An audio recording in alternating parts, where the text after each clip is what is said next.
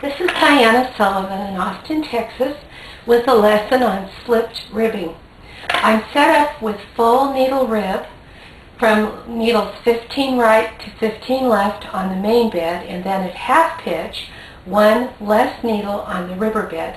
That way the end needles are on the main bed, and I'm going to get set up to do a zigzag row. This is just the usual zigzag row setup. It's on the very tightest tension on the main bed and the ribber, and it is set for plain knitting on both carriages. I've done the zigzag row, and I've hung the weights and a comb. Quick review on the circular cast on. I bring up this part button. I've loosened the tension a little on the ribber, and I'm going to use the left part button on the top bed. Loosen that tension a little and knit 3 rows. Patterns that are good for slip stitch are going to be marked either in your pattern book or on your punch cards. These patterns will be mostly dark. Mostly they'll be punched holes. Mostly they'll be selected needles. The stitches that will slip are going to be the white stitches. Any pattern that you can do in slip stitch on the main bed, you can do in slip stitch on the ribber.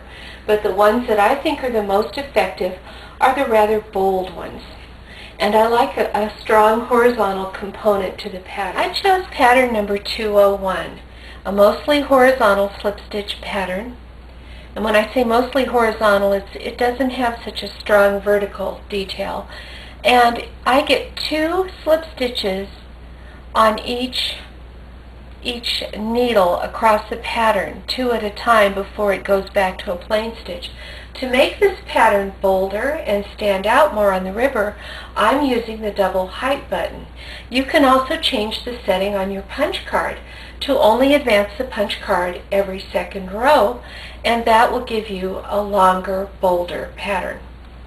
When I say bolder, this white area is the pin tuck, and I'm going for a deeper pin tuck. With this model, to start selecting needles, I have to come out past the turn mark on one end or the other of the bed, and I turn this dial from N to KC. I haven't got it set to slip yet. My first row is just going to be to select needles. I'm not set for slip stitch yet. I'm just set for plain, and I'm going to knit across to select needles. Here are the selected needles, and the only ones that are going to slip are the ones that are in the back.